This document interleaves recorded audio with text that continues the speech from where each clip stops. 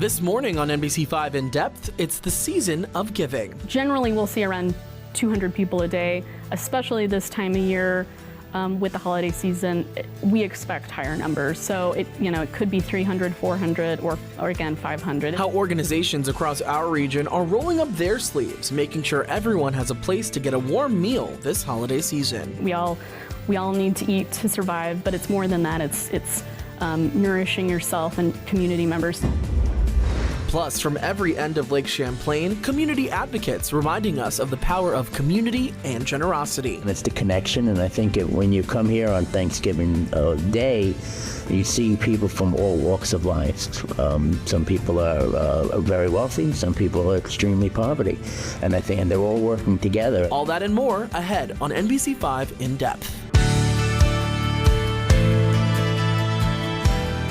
Good morning and thanks for joining us this Sunday morning. I'm Adrian Pastor. This is NBC5 In Depth. Believe it or not, Thanksgiving is this week and there's a lot to prepare for. The holiday is largely centered around food and family in these days, which means many people will be focusing on what's on the dinner table. But for several organizations here at home, it's about sharing those traditions with folks in need.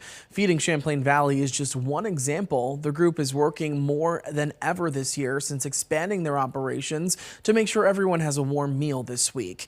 We spoke with Anna McMahon, the Associate Director, who tells us they're preparing to see upwards of 500 people this Thanksgiving.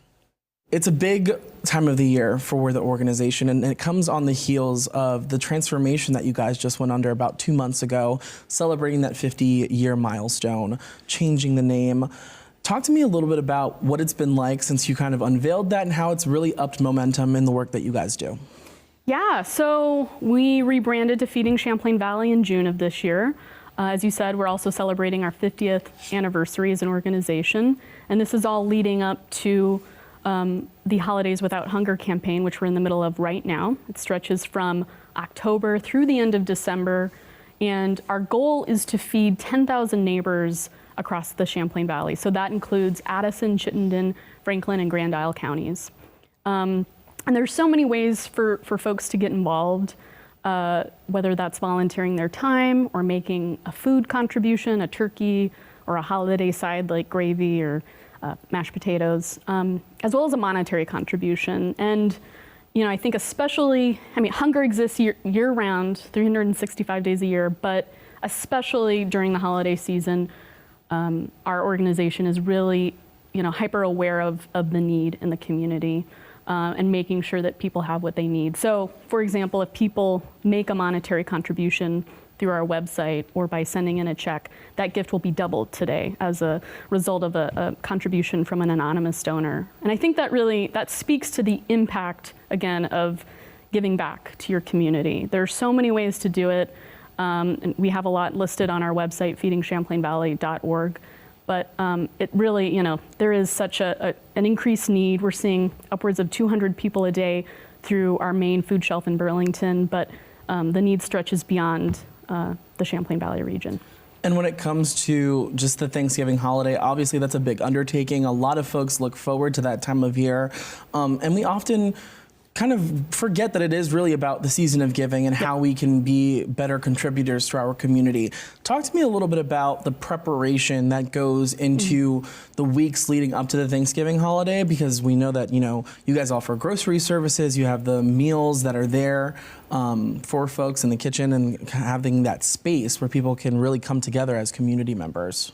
Yeah, so I think a lot of, especially our neighbors in the Burlington area and throughout Chittenden County, have come to recognize that they can go to Feeding Champlain Valley or Feeding Chittenden, whatever people think of us as a resource for not only food, but a sense of community. If they go, they're not having to worry about the stigma attached to going to a food shelf or a food pantry. And so, we recognize, again, we talk to community members who are dealing with a lot, people that are watering down their meals or skipping them altogether because they don't have enough money to put food on their table.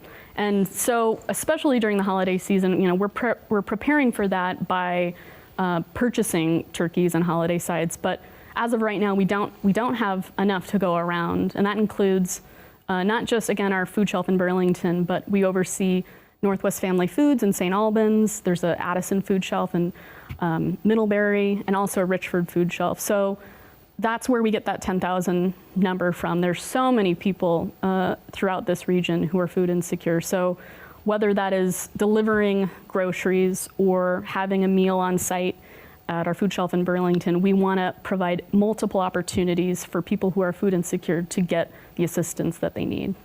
And when it comes to making sure that we're getting the outreach out there, making sure that we're connecting with all the folks that are in the community that can actually do something about that. Talk to me what that's like, kind of making sure that the messaging is out there, knowing that their opportunities are out there for folks to have their contributions doubled and things like that. Well, we are really lucky. We have an amazing team at our parent organization, Champlain Valley Office of Economic Opportunity. So if people are interested in ways to give back, they can go to cvoeo.org or feedingchamplainvalley.org to learn more. But as far as messaging, you know, again, there is such a need. We're constantly talking to community members about our services and how we can make sure that people are getting the foods that they need. So following us on social media, Facebook and Instagram, and again, going to cvoeo.org or feedingchamplainvalley.org are the easiest ways for people who either are in need of assistance or want to give back. Those are the easiest platforms to stay involved and engaged. And let's talk about what's going to be available to folks in the days leading up to the Thanksgiving holiday and the day of. What should people be on the lookout for, whether it's messages from your organization or just what should they know as they go into that week where, you know, it can be tough for some folks? Yeah, so depending on your location, if you go to one of our food shelves, you can get the food that you need. Again, we have kind of our pantry staple items, and we are doing everything that we can to make sure that there are turkeys as well as those holiday sides.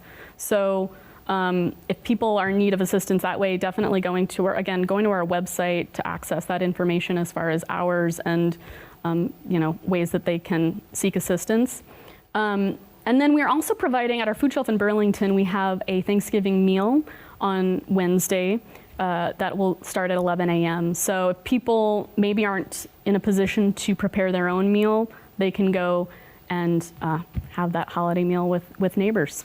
I wanted to go back to something that you had said when we had met with you guys before earlier in September, celebrating the 50th anniversary. You had said something along the lines of the folks who established the organization in 1974 rejected the status quo. Yeah. And I just wanted to touch back on that. And how has that kind of driven the momentum throughout the years that they have been active, but also kind of reflecting on what you would want the next 50 years of the organization to look like? How does that kind of implement in what you guys are hoping to do or working to do each and every day? Absolutely. Yeah, I mean, I think that what was started 50 years ago is definitely applicable today, and we're really trying to continue to innovate and do what we can to, you know, looking at models that are happening nationally at other organizations. How can we, you know, kind of push beyond the boundaries of regular charitable food? And again, we don't want to downplay the importance of a food shelf or a food pantry, because I do think that's really a cornerstone in communities. People go there, they're not just getting food, they're connecting, they're saying hi to volunteers and staff. And it's a way for people to feel a part of something. But especially in Vermont and more rural areas, if you don't have access to reliable transportation, if if you're working during the day, or if you just you don't feel good about going to a food shelf or a food pantry, that doesn't mean that you should go without.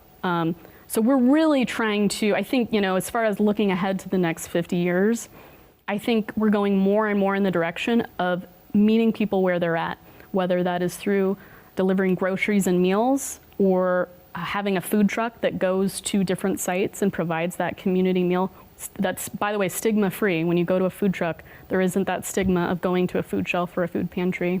We're also looking at things like food lockers, and it's kind of exactly what it sounds like, where you would put in an order through our online platform, and then our staff and volunteers would fulfill that order and put it in essentially a locker. You enter in your code, so it's anonymous, and then you get the food out. And those are just sort of the things that we're looking at now to try to innovate and again, push those boundaries as far as charitable food. And as we think about the upcoming holiday season, like I mentioned before, it can be a tough time for folks. What's something that you want people to keep in mind, especially when it comes to what the resources that are available to them, or just understanding that, you know, there is more than just what we see in terms of the mainstream of what the holidays mean? What do you want folks at home to know?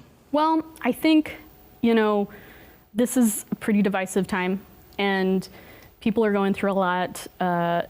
We recognize that also, especially this time of year, people's bills are getting higher. They're spending more on utilities, but also, you know, that seasonal affective disorder, or just feeling kind of sad around the holiday season, is very, very real, especially if you don't have the means to provide that food for yourself or your family. And, you know, I think of food as this great connector. It's a way to bring people together regardless of your background, right? We all need to eat to survive, but it's more than that. It's nourishing yourself and community members. So if people want a way to get involved and feel, they don't want to feel powerless anymore, it's a really great way is just to, again, volunteer, donate time, donate money, donate food. And that's just a great way to give back and make people feel a part of something.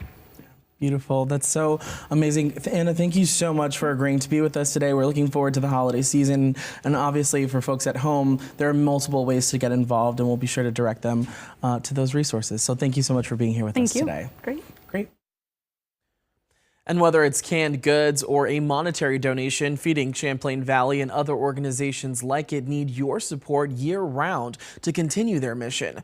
Take a look at your screen right now. Brock Community Action, the JCEO in Plattsburgh, and Upper Valley Haven all have similar initiatives. You can donate to those organizations at the websites you see there.